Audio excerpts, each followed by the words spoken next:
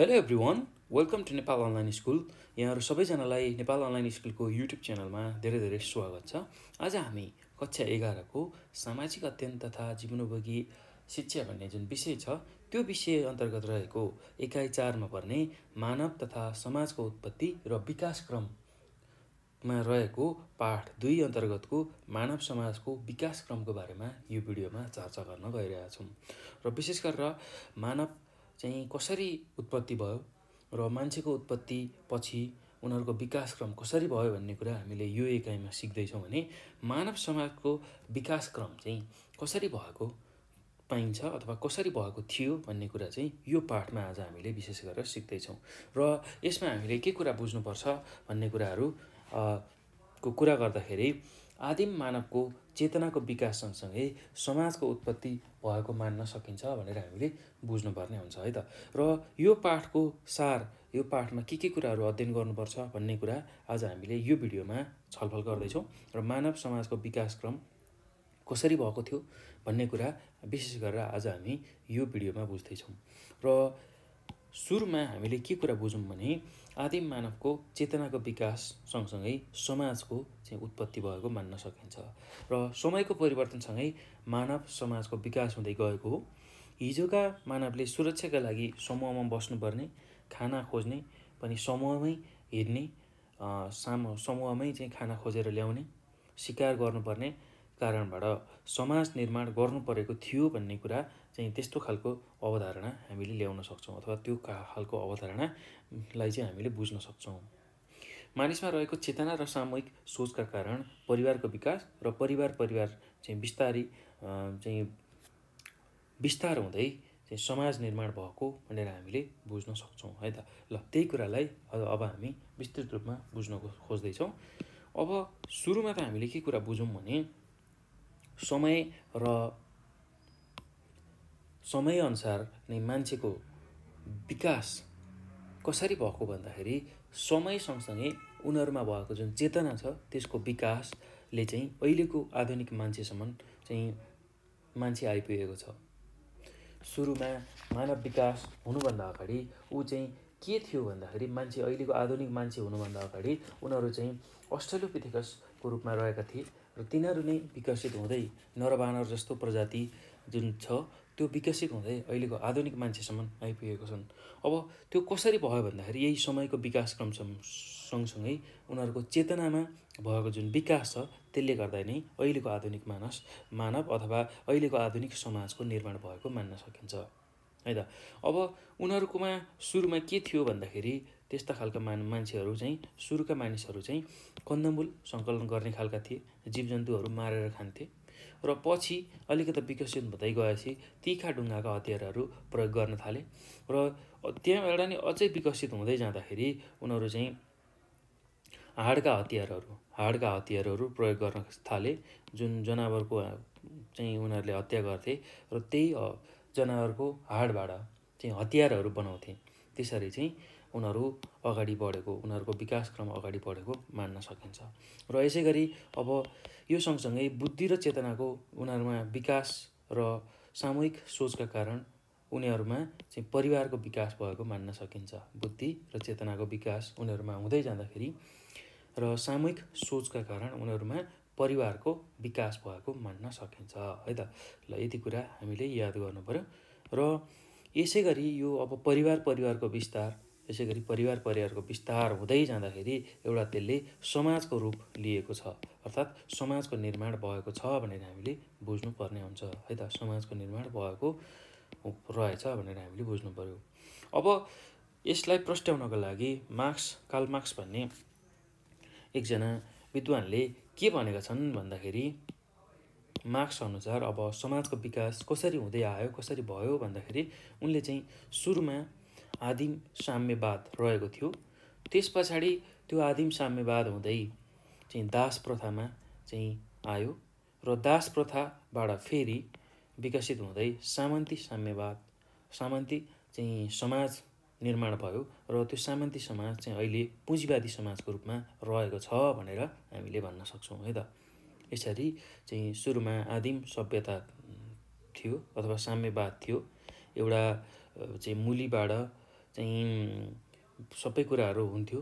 त्यसरी चाहिँ मान्छे अगाडि बढ्दै जाँदा दासत्वको जुन कुराहरू छ, दास प्रथाहरू जुन हामीले सुनिआएका छौँ, त्यो दास प्रथा थियो। त्यसपछि सामन्ती समाज थियो, हिटलर यस्ता खालका मान्छेहरूको उदय, यस्ता खालका चाहिँ सामन्ती समाज सुरु भयो, जहाँ चाहिँ राज्यहरू कब्जा गर्ने, अरूलाई दमन गर्ने यस्तो खालको चाहिँ परिपाटी थियो भने त्यो बिस्तारै विकसित हुँदै अहिले चाहिँ पुँजीवादी समाजको रूपमा परिणत भएको छ। पैसाको चाहिँ खेल चलिरहेको छ, पैसा कमाउनुपर्छ, जम्मा गर्नुपर्छ भन्ने यसरी चाहिँ समाज अघि बढेको र समाजको यसरी विकास भएको हामीले पाउन सक्छौँ है त।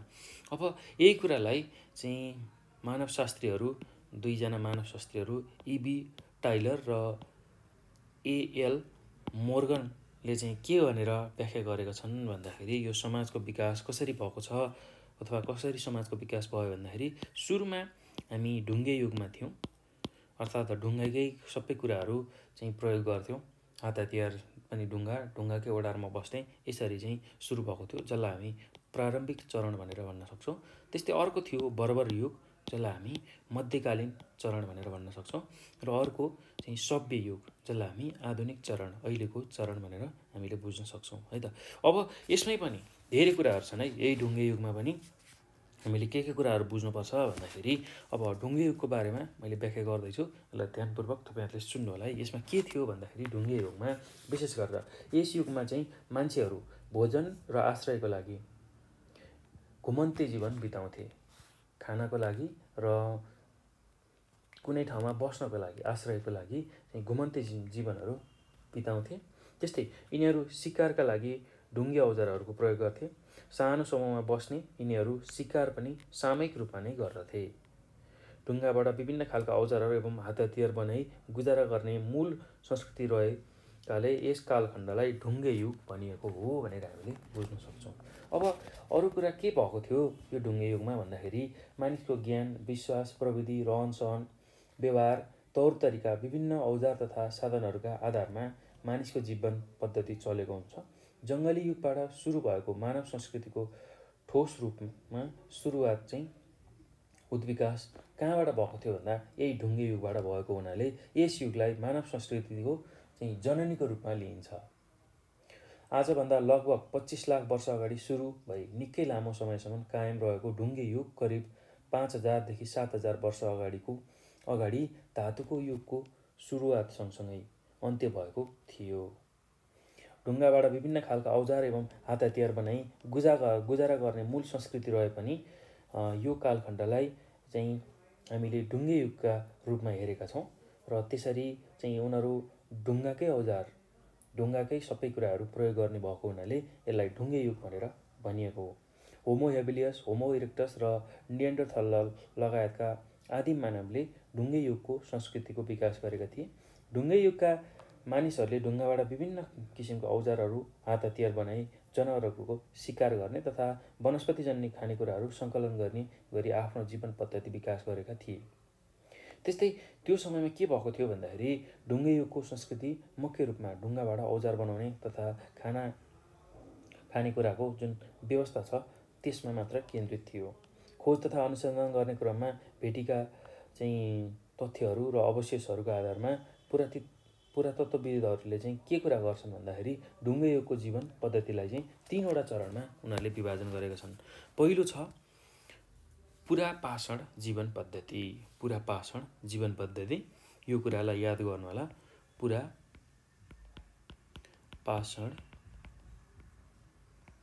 जीवन पद्धति।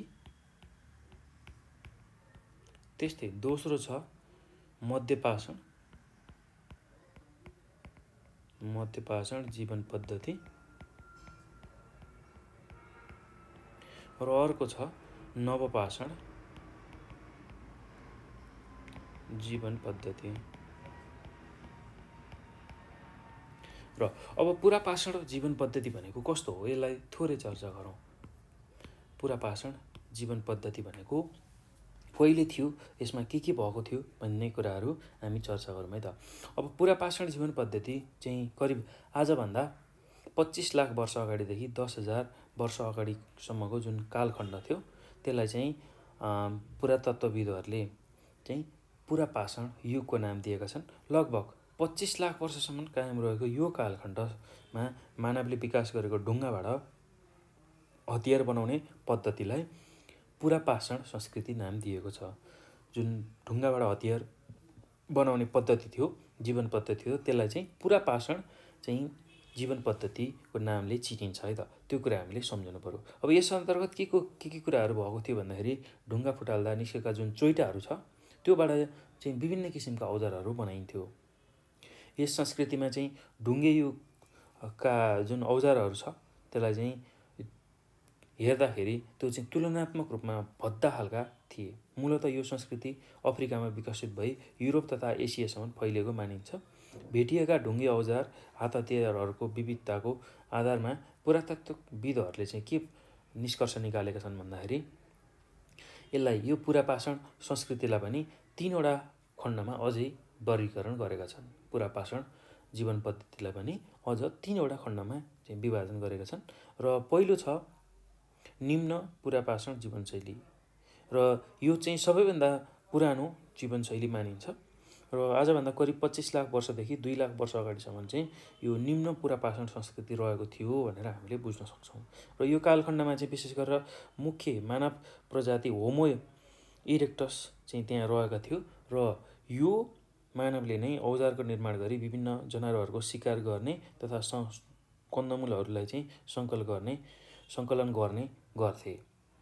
यो अवधिमा चाहिँ ढुङ्गे औजारका प्राय सरल र भद्दा खालका चाहिँ औजारहरू मात्रै बनेको देखिन्छ र यस संस्कृतिको प्रमुख औजार हाते बन्चहरू पनि थियो भनेर हामीले बुझ्नुपर्ने हुन्छ है त, जसलाई हामी ह्यान्ड एक्स भनेर भन्छौँ है। अब त्यस्तै गरेर उनीहरू चाहिँ यो कालखण्डमा चाहिँ झुन्डमा बस्थे, एउटा समूह बनाएर बस्थे भने यिनीहरूको जीवनशैली चाहिँ कस्तो थियो भन्दाखेरि मुख्यतया घुमन्ते खालको थियो, घुमेर बिताउने खालको थियो। अब यिनीहरूको मुख्य काम नयाँ नयाँ ठाउँमा गई खानेकुराहरू खोज्ने थियो। त्यस्तै गरी निम्न पुरा पाषाण संस्कृतिको अर्को महत्त्वपूर्ण विशेषता भनेको चाहिँ आगो नियन्त्रणपूर्वक प्रयोग गर्नु थियो। यही समयमा उनीहरू आगोको पनि प्रयोग गर्न थालिसकेका थिए र यही कालखण्डमा मान्छेहरू गुफा, नदी किनार र रुखको छहारीहरू भएको ठाउँमा बस्ने गर्थे। त्यस्तै निजी सम्पत्तिको अवधारणाको विकास नभइसकेकाले मानिसहरूबीच समानता रहेको थियो भनेर हामीले बुझ्न सक्छौँ। त्यस्तै अर्को अब यही पुरा पाषाण जीवन पद्धतिको दोस्रो चरणमा चाहिँ कस्तो थियो भन्दाखेरि मध्य पुरा पाषाण जीवनशैली रहेको थियो। र यसको समय कहिले थियो भन्दाखेरि करिब 2 लाख वर्षदेखि 40,000 वर्ष अगाडिसम्म यो कालखण्ड रहेको थियो र मध्य पुरा पाषाण युग यसलाई हामी भन्न सक्छौँ। र यो कालखण्डमा चाहिँ विशेष गरेर नियन्डरथल मानव जातिको जुन पद्धति छ तिनीहरूको विकास भएको मानिन्छ। त्यसै गरी यही संस्कृतिमा ढुङ्गे औजार बनाउने जुन पद्धति छ त्योभन्दा पहिलाको भन्दा धेरै राम्रो थियो अथवा निखारिएको थियो भनेर हामीले बुझ्न सक्छौँ। अब यो युगमा चाहिँ विशेष गरेर मस्तिष्कको बढ्दो आकारको कारण सोच्ने क्षमता जुन छ मान्छेको त्यो पनि बढ्दै थियो, परिष्कृत हुँदै थियो। यो कालखण्डमा विशेष गरेर चाहिँ ढुङ्गालाई फुटाएर निस्केको चोइटालाई धेरै धारिलो बनाउने कला मानवले सिकिसकेको थियो र उनीहरू धारिलो ढुङ्गालाई बाँधेर हाते बन्चरो बनाउन चाहिँ सिकिसकेका थिए र यही औजारलाई चाहिँ काट्नको लागि र रेट्नको लागि, खुर्कनको लागि, खाडल खन्नको लागि, तास्नको लागि, पाल पार्नको लागि हो यस्तो खालको काममा चाहिँ उनीहरू प्रयोग गर्थे। यही संस्कृतिका औजार अन्तर्गत चाहिँ बढी उपयोगी हुने खालको आकर्षक र विविध खालका चाहिँ औजारहरू चाहिँ निर्माण भएको थियो र यो चाहिँ बिस्तारै विकसित हुने क्रममै थियो। अब त्यसपछि अर्को पुरा पाषाण जीवन पद्धतिको अर्को खण्ड जुन चाहिँ अन्तिम खण्ड उच्च पुरा पाषाण जीवनशैलीमा चाहिँ हामीले चर्चा गर्दाखेरि के कुराहरू भएको थियो भन्दाखेरि मध्य पुरा पाषाण युगको समाप्ति सँगसँगै आजभन्दा करिब 40,000 वर्ष अगाडिबाट करिब 10,000 वर्ष अगाडिसम्म रहेको यो कालखण्ड जुन पुरा पाषाण जीवनशैलीको पनि उच्च जुन अवस्था छ हो यो जीवनशैली चाहिँ रहेको थियो भनेर हामीले बुझ्न सक्छौँ। अब यो समयमा चाहिँ नियन्डरथल मानव होमोसेपियन्सद्वारा विस्थापित हुँदै जान थालिसकेको थियो। मानव मस्तिष्कको आकार बढ्दै गएकाले र कार्यशैलीमा आएको परिवर्तनले आधुनिक मानव विकासमा यस कालखण्डको योगदान रहेको छ भनेर हामीले बुझ्नुपर्छ। र उच्च पुरापाषाण जीवनशैलीको प्रमुख विशेषतामध्ये ढुङ्गे हात हतियार बनाउने पद्धतिमा आएको व्यापक परिवर्तन पनि एक हो भनेर हामीले बुझ्न सक्छौँ।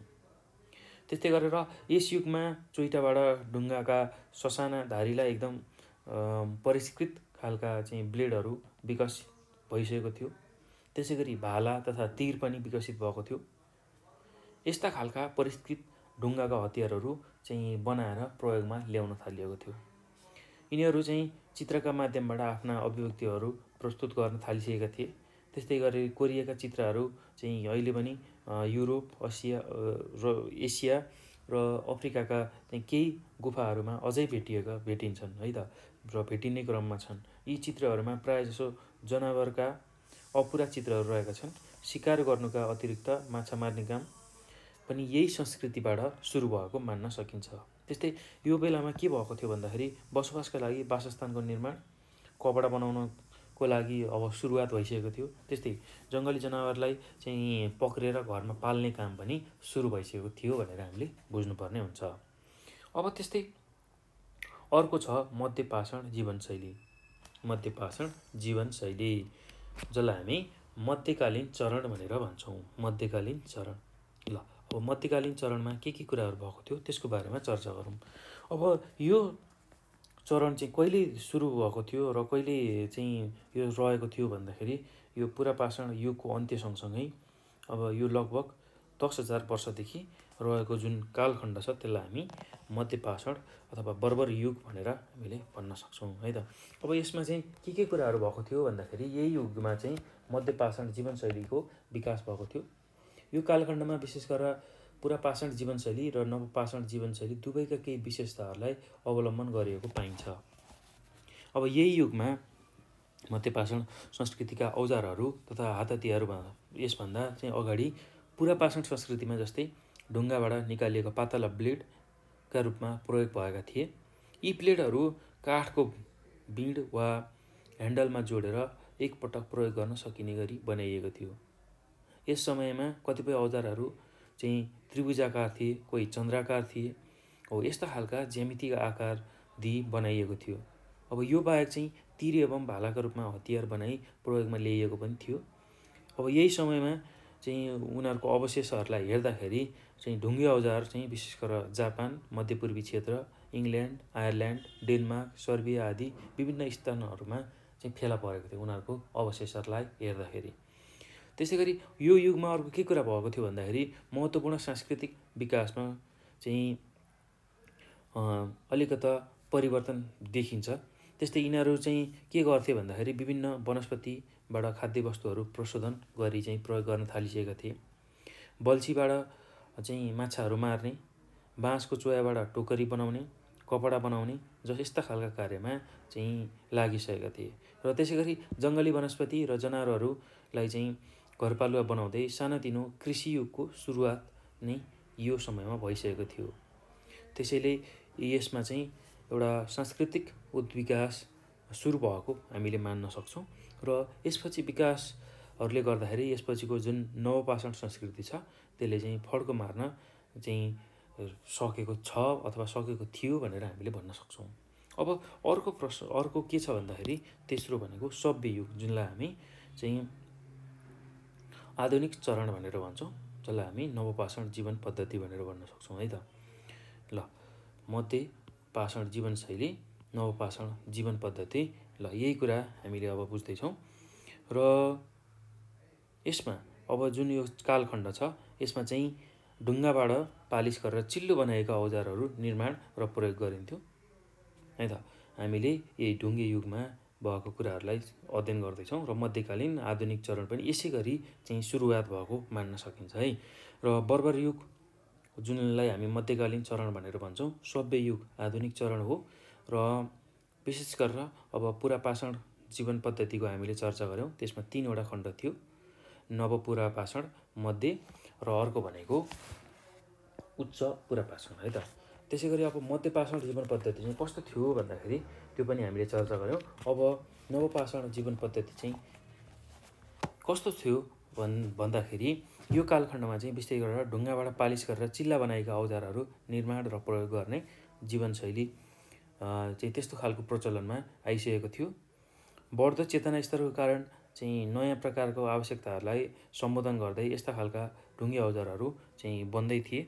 आजभन्दा करिब 9000 वर्ष अगाडिबाट भएको नवपाषाण युगलाई सांस्कृतिक परिवर्तनका आधारमा क्रान्तिकारी युग पनि हामीले भन्न सक्छौँ। ढुङ्गे औजारमा आएका व्यापक परिवर्तन सँगसँगै कृषिको विकासलाई सबैभन्दा क्रान्तिकारी परिवर्तनका रूपमा पुरातत्त्वविदहरूले व्याख्या गरेको पाउँछौँ।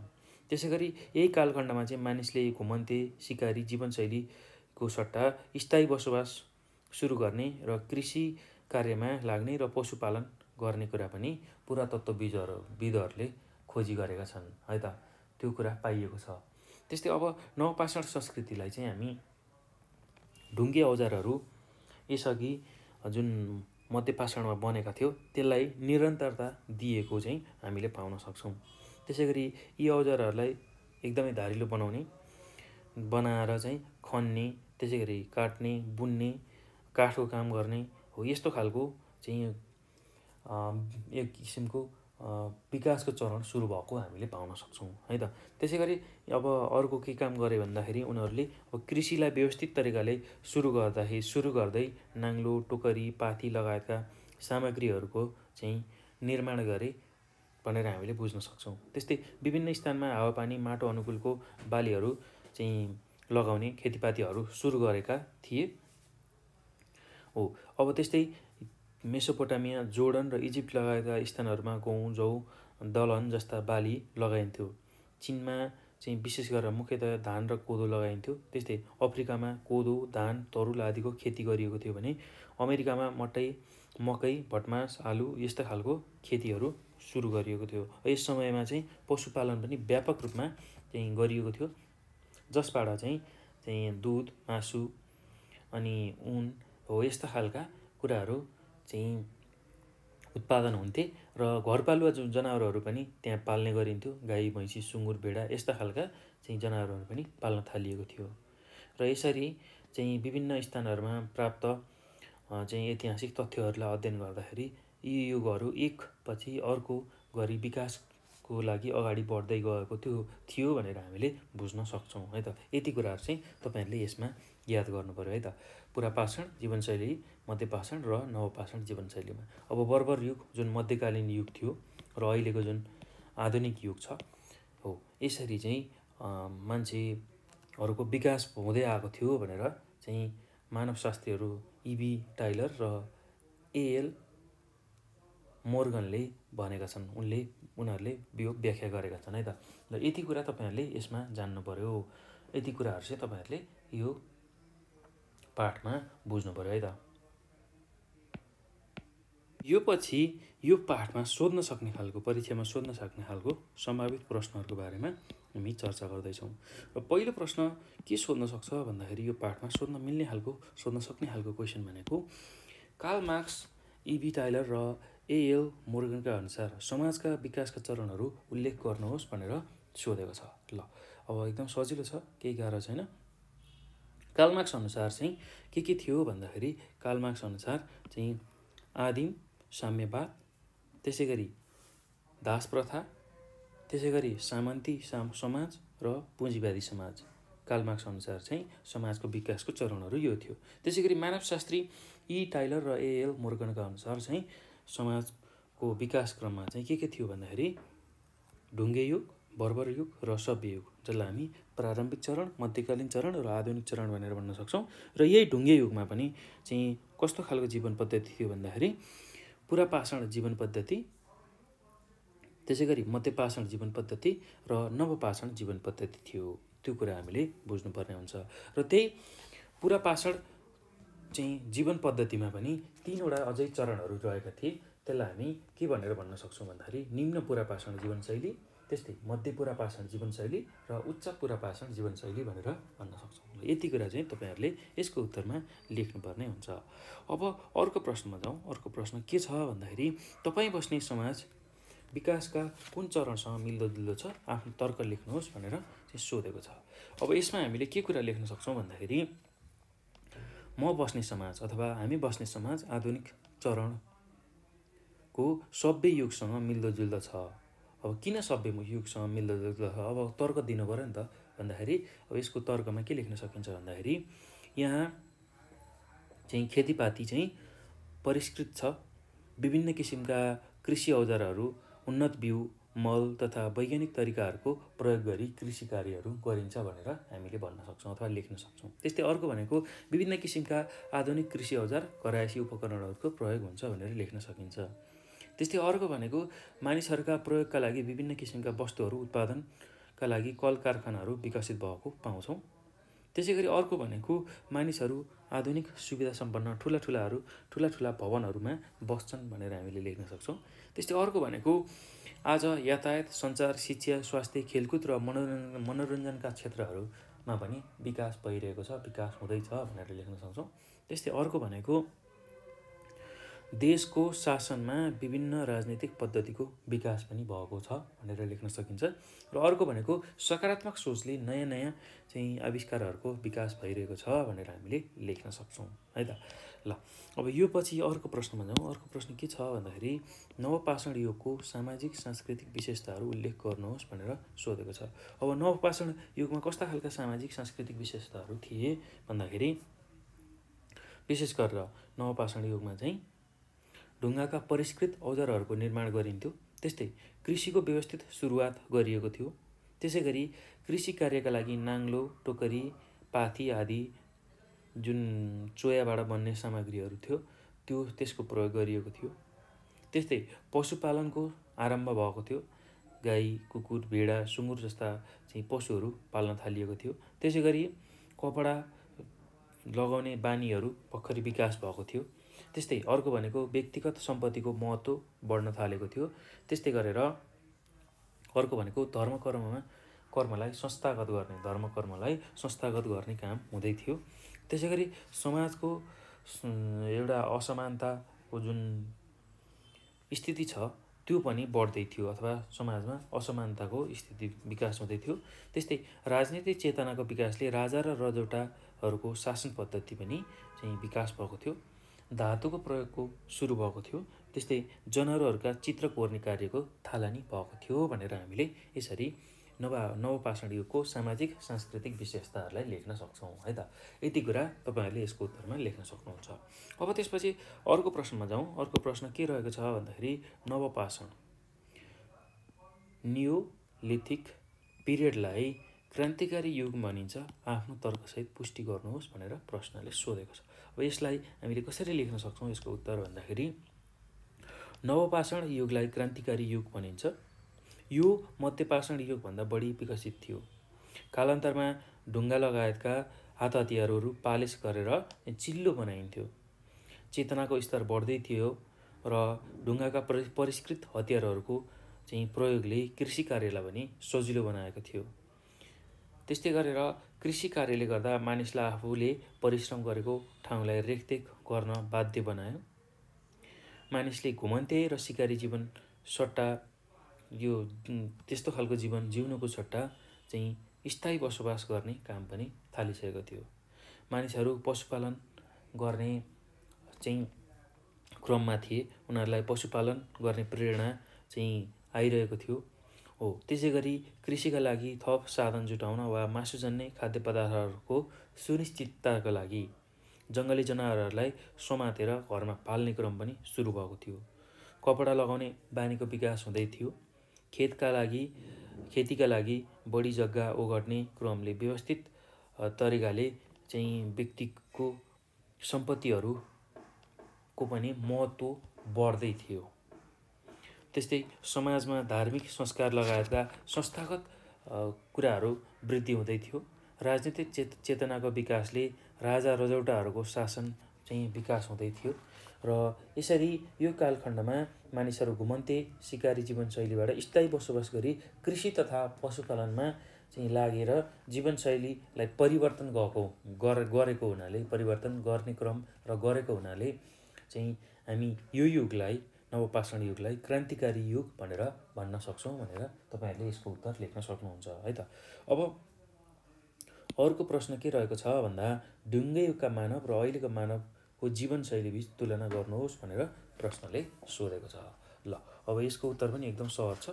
यसको उत्तरमा हामीले के कुराहरू लेख्न सक्छौँ भन्दाखेरि विशेष गरेर ढुङ्गे युग र अहिलेको मान्छेको बिचमा तुलना गर्दाखेरि हामीले के कुरा पाउँछौँ भन्दाखेरि पहिलो बुँदा भनेको ढुङ्गे युगमा मानिसहरूमा भाषाको विकास भएको थिएन, तर आजको युगमा चाहिँ भाषाको विकास भएको छ भनेर हामीले पहिलो बुँदामा लेख्न सक्छौँ।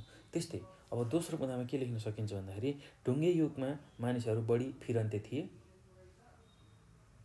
र आजको मानिसहरू व्यवस्थित तरिकाले बसोबास गर्दैछन् भनेर हामीले लेख्न सक्छौँ। त्यस्तै अर्को भनेको ढुङ्गे युगमा ढुङ्गा र विभिन्न धातुका प्रयोगहरू भएको थियो भने आज विभिन्न धातु प्रयोग गरी औजारहरू बनाइएको छ।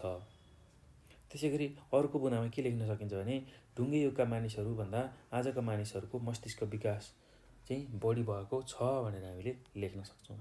त्यस्तै अर्को भनेको ढुङ्गे युगका मानिस असभ्य थिए, तर आजको मानिसहरूमा चाहिँ एउटा सभ्यता विकास भएको छ भनेर हामीले भन्न सक्छौँ है त। त्यस्तै अब अर्को बुँदामा के लेख्न सकिन्छ भने आजका मानिसको जीवनशैली चाहिँ बढी उन्नतिशील र परिष्कृत छ भनेर हामीले लेख्न सक्छौँ। त्यस्तै अर्को भनेको अर्को ढुङ्गे युगको मानिस र अहिलेको मान्छेको भिन्नता भनेको ढुङ्गे युगमा भन्दा आजका मानिसहरूको जीवनसँग सम्बन्धित विभिन्न क्षेत्रहरूको विकास भएको पाइन्छ भनेर हामीले लेख्न सक्छौँ।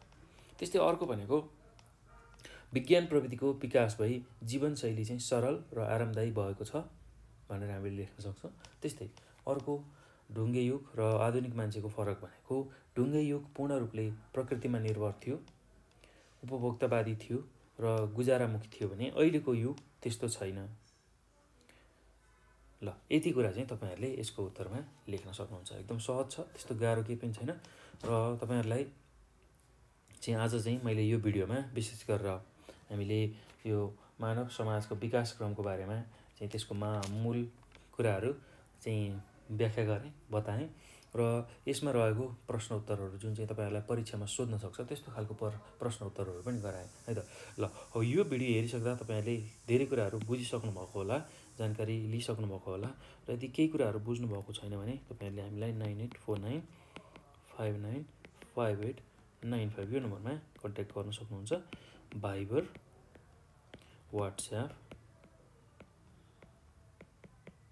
र टेलिग्राममा। र साथसाथै हामीलाई अथवा नेपाल अनलाइन स्कुललाई चाहिँ तपाईँहरूले फेसबुक, टिकटक, इन्स्टाग्राममा पनि फलो गर्न सक्नुहुन्छ र आफूलाई लागेको प्रश्न जिज्ञासाहरू राख्न सक्नुहुन्छ फेसबुक, टिकटक र टेलिग्राममा। र यो भिडियो हेरिसकेपछि अब सबैलाई सेयर गर्नुहोला, सक्दो सेयर गर्नुहोला, लाइक गर्नुहोला, कमेन्ट गर्नुहोला र साथसाथै नेपाल अनलाइन स्कुलको युट्युब च्यानललाई पनि सब्सक्राइब गर्न नभुल्नुहोला। र यति भन्दै म यो भिडियोबाट बिदा हुन्छु। तपाईँको समय शुभ रहोस् र यो भिडियोलाई अन्तिमसम्म हेरेर साथ दिनुभएकोमा सबैजनालाई धेरै धेरै धन्यवाद।